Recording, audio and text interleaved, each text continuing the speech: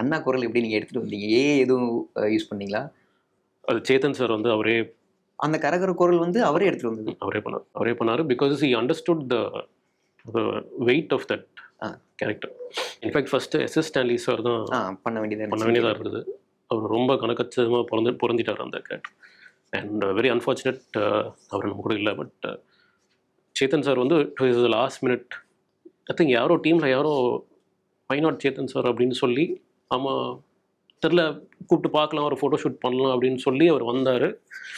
And Poornima Ramasamy ma'am costume designer அந்த team கம்ப்ளீட்டாக அவரை ஃபுல்லாக அப்படியே மாற்றி அப்படி வெளில வரும்போதே அவர் வந்து நாங்களாம் ஃபிக்ஸ் ஆகிட்டோம். ஓகே கொடுத்தாங்கன்னா அண்ட் அவருக்குமே வந்து அந்த அசைன்மெண்ட் அந்த புரிஞ்சிருச்சு. ஓகே.